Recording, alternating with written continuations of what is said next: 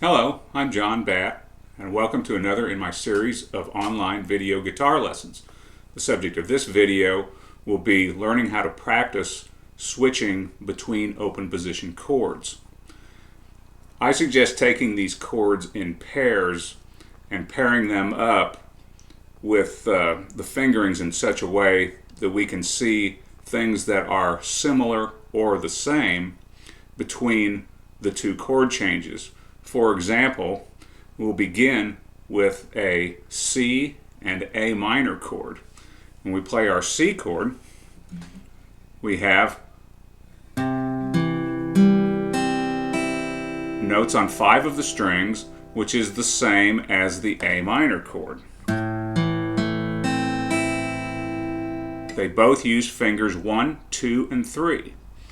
Now if we look at the fingerings between a C and an A minor chord, we see that fingers 1 and 2 are the same in both chords.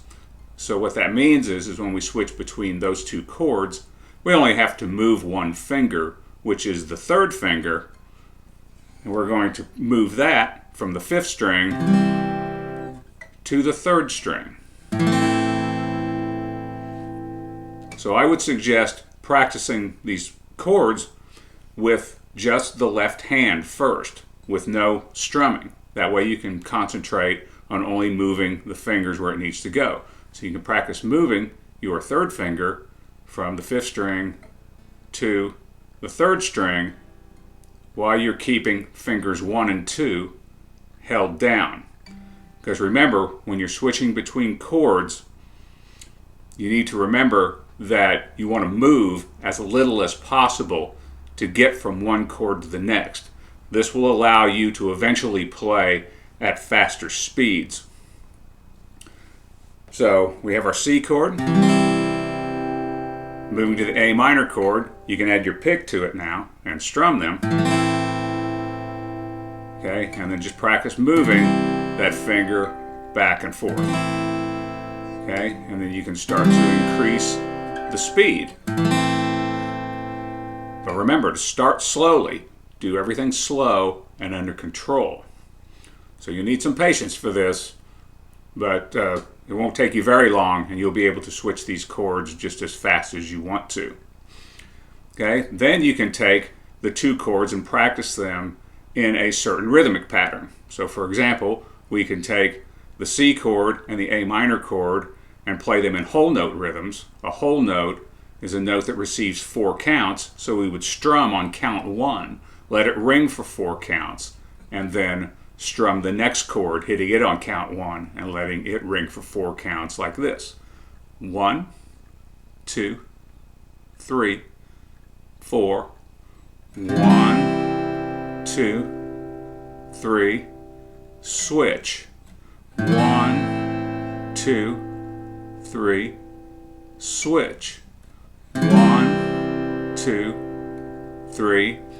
Next you can move on to half note rhythms, which a half note is a note that gets 2 counts. So we're still going 4 counts on each chord, but we're strumming in half note rhythms, meaning on our C chord we will go 1, 2, 3, 4. Then A minor, 1, 2, 3, 4. Then we can do quarter note rhythms, which is strumming on every beat. 1, 2, 3, 4. To A minor. 1, 2, 3, 4. 1, 2, 3, 4. And now remember to practice these slow and under control. Pick a tempo, which is a musical term for speed. Pick a tempo that you'll be able to handle. Now if you are strumming these chords and you're not able to make those switches in time, then you just slow down the speed until you reach the point where you can comfortably make those switches. And a metronome is a very good tool to use for developing this. So some other combinations of chords that we can use. We have E minor, A7. Okay, these are chords that both use the 2nd and the 3rd string on the 2nd fret. Those are two similarities right there. And all we're doing is taking those fingers and moving them to different sets of strings. So we have the E minor chord. I recommend going from low strings to high strings in the beginning because you probably won't be able to put your fingers down all at the same time, so you'll have to do it one at a time. So release both fingers, move your 2nd finger, and then put your 3rd finger down for the A7. Then release both fingers and put your 2nd finger down and the 3rd finger down for E minor. Okay? Another common chord switch is a C to a G7. So we see in these two chords, both of them use fingers 1, 2, and 3, and they're both used on the same fret. Again, we're just moving them to a different set of strings. So we see this finger shape, this 3 and 2 finger shape on C, is exactly the same on a G7 chord. So you can practice moving both of those fingers together at the same time. And all you do is just use the left hand only. Don't do any strumming at this point. You're just moving fingers 3 and 2 from the C chord to where they're going to be on a G7 chord. But do this slowly and under control. Go directly to where you need to move these fingers. And go as slow as you have to go in order to do this. Remember, speed comes last. Okay, then you can practice moving your 1st finger from where it is on a C chord to where it is on a G7 chord. So we're just moving it from the 2nd string to the 1st string. So do that individually, then put the whole chord together where you have the C chord, then move fingers 3 and 2, then your 1st finger. Release all fingers, then move 3 and 2 to the C chord, and then 1st finger on the 2nd string, 1st fret. At this point, then put the right hand with it and strum the chords. Okay, make your move, release all fingers, 3 and 2, and then the 1st finger for G7.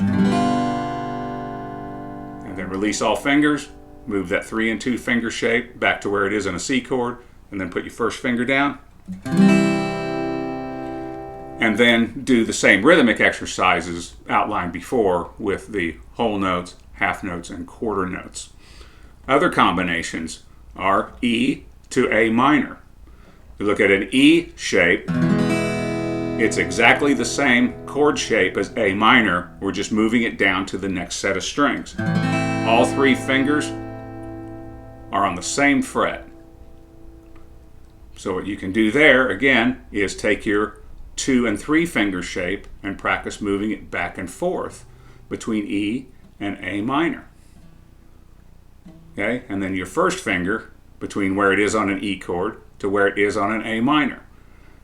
Then take the full chord, the E, release your fingers, move the 3 and 2 shape, then the 1st finger, and you have A minor to get back to E, release all fingers, move the 3 and 2 shape to where it is on an E chord, and then your 1st finger to the 3rd string where it is on an E chord. Okay, then use your right hand and strum the chords. Make your moves. The A minor, and then back to E. Make that move, and then the 1st finger. Okay? By practicing this slow and under control, you'll be doing everything correctly from a technical standpoint. So when you can do that, to gain speed is not going to take that much time or effort because you're doing everything correctly from a technical standpoint. Okay? So some other combinations we can use are C to D7. Now between these two chords, we see that the 1st finger is in the same place on each chord. So when you make the switch, don't even move the 1st finger. Go with your 2nd finger and then your 3rd finger on the D7 chord. Okay, and when you go back to C, I suggest, as I said before, always move from low strings to high strings. And by low and high, I'm referring to sound. The low sounding strings to the high sounding strings. So when you're going to the D7 chord, or the C chord, remove fingers 2 and 3, but lead with your 3rd finger When you do that, it automatically puts the second finger right in place. All you have to do is just lay it down for the C chord. If you lead with your second finger, it puts your third finger way down here, and it's got all that way to travel. Okay? So you'll be able to make the chord switch faster if you lead with your third finger, then put the second finger down. Remember to practice these changes slowly and under control, and it won't take you very long if you follow this instruction that you'll be able to switch between these chords as fast as you want, and you'll be able to use these in a wide variety of songs. That concludes this video. Check out my other videos on www.firstclassguitarlessons.com, and I'll see you next time.